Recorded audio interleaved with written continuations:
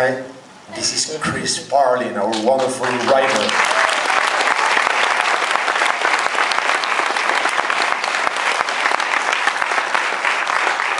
This is the reason why we are here. Okay, so someone wants to blame me or whatever. Okay, you. When writing it, were you always sure of the ending? Were you always sure you'd never get out? Well, I was always sure, yeah. He wrote it that way, actually. But at the beginning, not everybody was totally sure about that. I received some suggestions, kind suggestions, about shooting what happened up there. Because at the beginning, people was pretty scared of having a too claustrophobic story, so they thought that maybe people wanted more air. But I couldn't disagree more. If people want to see buried, you can have for sure that they want to suffer. And I'm happy making them suffer. And it was a chance of doing a really unique film, something literally never done. When we started talking, we would both have the same references. We were both thinking of Hitchcock, on such foolish films as Lifeboat, those fights against common sense, doing an entire movie inside a lifeboat with only 6 characters, or doing Rope in only 1 shot, all that kind of stuff. And in my opinion, if we have shot the other part, we would have done maybe a good TV movie, but not a great movie as we wanted to do.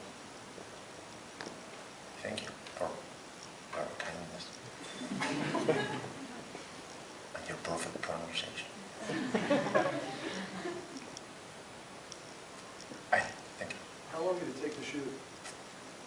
Guess. 12 days. Okay.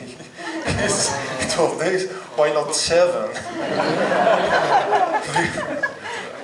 You were 17. You were 17. Only 17 days. We did it in less than 3 weeks, which means that we had to shoot real fast. We had to shoot about 25, 30 shots a day. The regular number is about 9, 8, 9. It was crazy, but we had only those 17 days. Of course, we had Ryan, who has that obscene talent. People like him should be forbidden. He embarrasses the mediocres. It's like a killing machine or something like that. He was always prepared, so committed. He was the best Stradivarius and violinist can ask for. From the beginning, we thought it was two people dance, the shooting, and he was the best dance partner heterosexual director can ask for.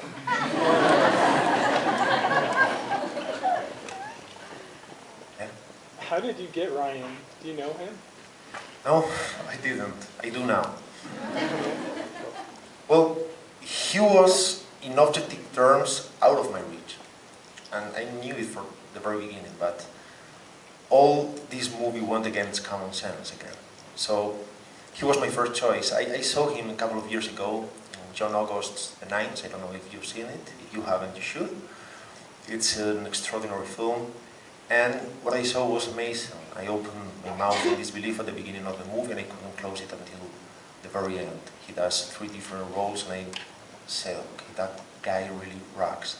He has an extraterrestrial sense of timing.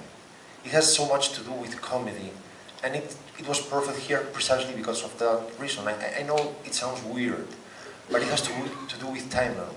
The movie, of course, is very, very dark, but timing is knowing when to say your line, waiting these couple of seconds that create the effect.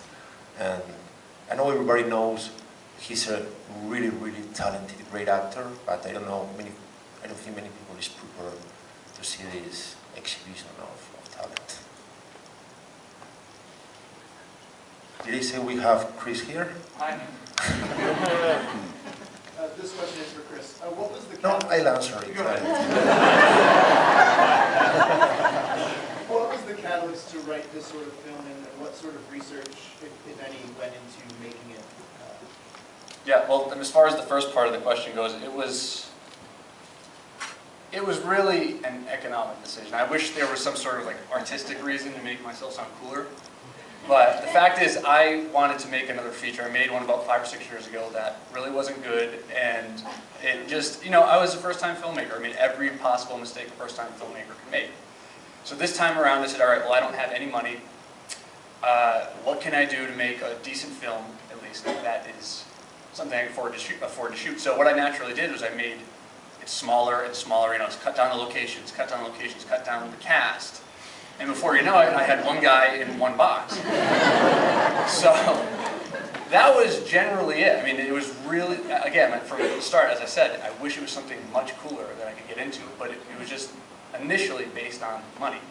As far as research goes, I did a lot. I did a lot in terms of obviously just searching the internet and everything else, but I also talked to a lot of actual contractors. Guys like Ryan that are truck drivers over there. Most of them, obviously, they're back. And it was a very difficult time for them over there. They all expected one thing. They were sold a bill of goods, and they got there and it wasn't that at all. I mean, and it does come out in some degree in the film, and this is what I talked to them about the most, because they were home. Because a lot of them were getting their insurance claims denied and everything else. The company was saying, no, you never actually worked for us. You worked, we fired you, or you actually worked for this company in the Cayman Islands or somewhere, and they're left to just kind of put the pieces back together in their lives. So I talked to a lot of those people, tried to get, not necessarily I wasn't telling their story, but I was just trying to get it accurate. I wanted to tell at least the tale of what's going on over there accurately. Any other questions? Sorry? What was the budget? Chris? Well, I'm not the producer. I don't know. Probably this is that I love because of my salary. I mean. But I don't know. Anyway, I had what I wanted. I had all the freedom I wanted. That's what really counted in my case. I had everything I needed to do exactly the movie I wanted to do. Of course, we had to shoot really fast, as I told you, but we did. So I will never complain about it. I was just wondering if you guys have sold the film, or are you guys in talks with anybody right now? Are you a buyer? You have a good offer? Okay. Well, we've already sold the movie to about 30 countries. We did it at the AFM, but we wanted to wait until Sundance to find an American buyer. So I don't exactly know what things are happening now. I hope my agent is really busy now, answering phone and all that stuff. But hopefully we will get something interesting these days. Well, good luck to you. Okay. Did I ask, are you a buyer? I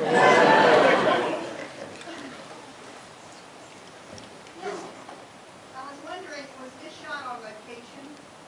Where was the box? Okay. Underground. It was about 6 feet under Iraq. Well, we shot it in Barcelona. We shot it in Spain. I am from Spain, the producers are from Spain, the crew was Spanish.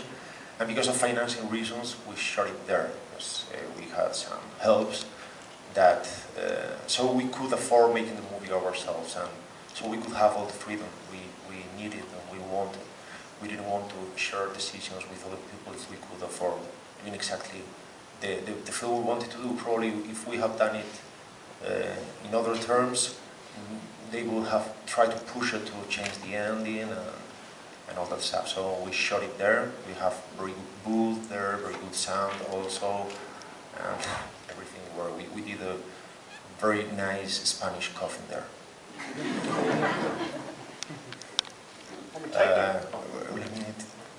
You had a really impressive voice cast. How did you handle them interacting with Ryan? Did you record them first? Were they actually talking with him, or? No, actually, during the shoot, we only had one other actor. It was an actress that it's Ryan's coach, actually. She did an impressive work, doing all the voices. Ryan had